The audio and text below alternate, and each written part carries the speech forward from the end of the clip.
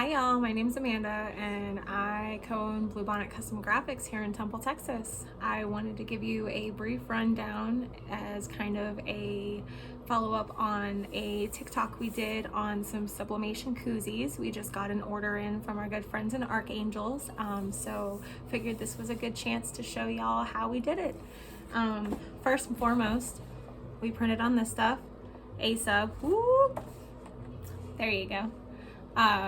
We use the 125 gram 13 by 19. We're able to get 6 to 8 koozies. This time we were able to get 8 koozies onto a page. You just really have to wiggle things. We're gonna do 50 of them.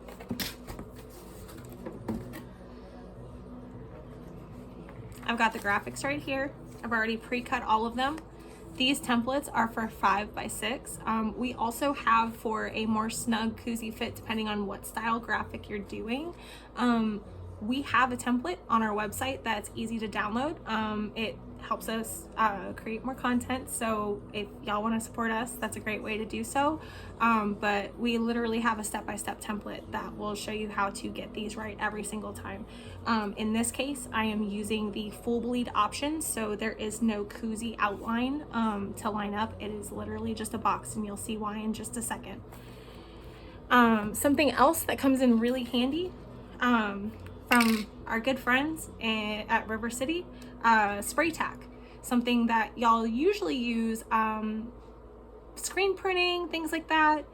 This stuff works great for graphics when you need something to stay on and you're afraid that the image is going to ghost or it's going to move around. I have to stress this because this is very, very important.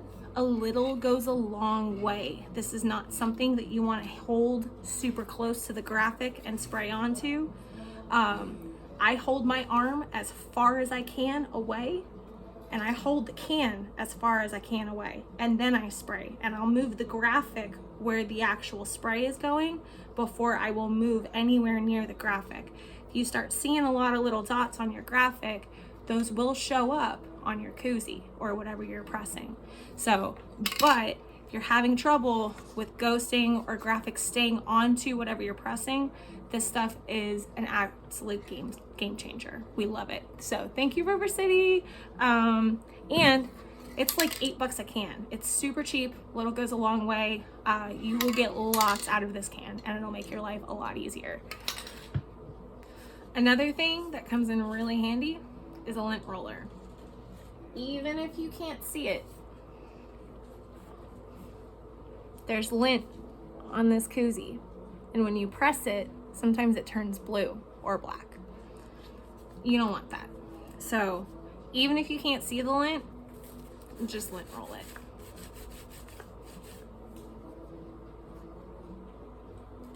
Once I've got a few done,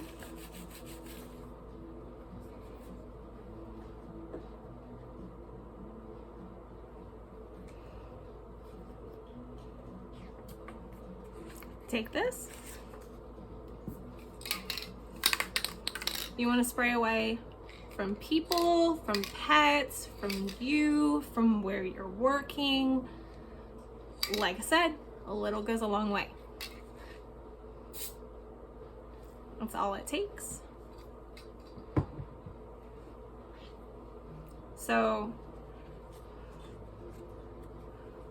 on a table, which I've got something right below me, you're going to line up your koozie, sometimes going this way so you can line up the corners and center it and go down. Or another thing that does come in really handy, if you have a cutting mat on whatever table you're using, you can line up the graphic and you can line up the koozie with the inches along the grid. We've got some stuff going on screen print wise, and it's easier for me to do this in here, but a ruler, a grid mat, those are all your friend in this, and you'll be able to land these every single time. But quite frankly, after a while, you'll realize where to put it every single time, as long as you've got the graphics lined up properly.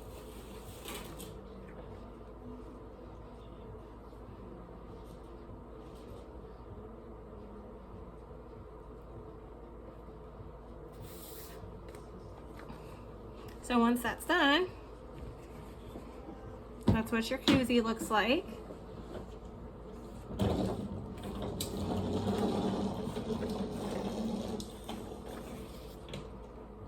And then what I would do is I would just fill up the box or however many you're working on for one side, get them all done, because when you get to the heat press, as long as you're careful, you can press these with more than one at a time.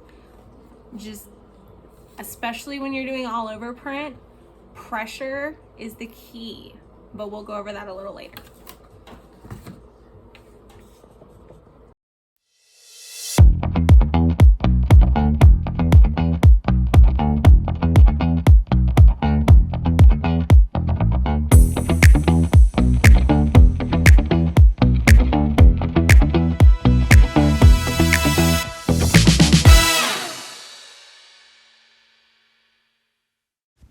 Now that you have everything onto the heat press, it's important that you put cardstock underneath and on top of what you're pressing, because with all over print, you will have a lot of ink bleed, especially for how long you press these.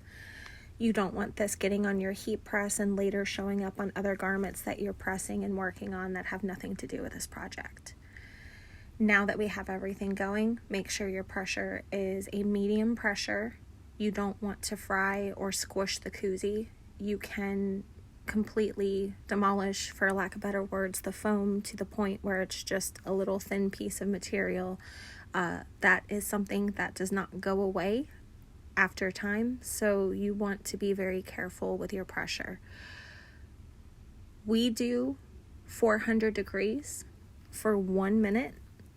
Occasionally, especially if we have multiple things going on in the shop, if I feel like when running a heat gun across the top of the heat press, I'm not reaching 400, I will crank up the heat to 405 or 410, because at the end of the day, the actual sustained heat while I'm pressing is likely only between 400 and 405.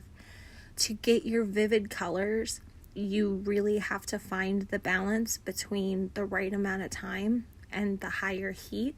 We've tried doing koozies at a lower temperature at 380, 390, and even going into the territory of a minute and a minute and a half. Doing these at if you set your heat press, if you have a clamshell or a swivel heat press, if you set these at 405 and you do these for between 50 seconds and a minute, your colors should be very vivid. Now that everything's heat pressed, it's time to peel some graphics. Now, it is important to note that if you are using heat tape or if you are just setting your graphic directly onto your koozie and pressing, you will want to either peel very gently in an up manner. You don't want to slide your graphic off of the koozie. If you don't use any tape, my best advice is to just lift the paper directly upwards. All of these little tips and tricks will help you prevent what's called ghosting, but quite frankly, we'll drop some links below.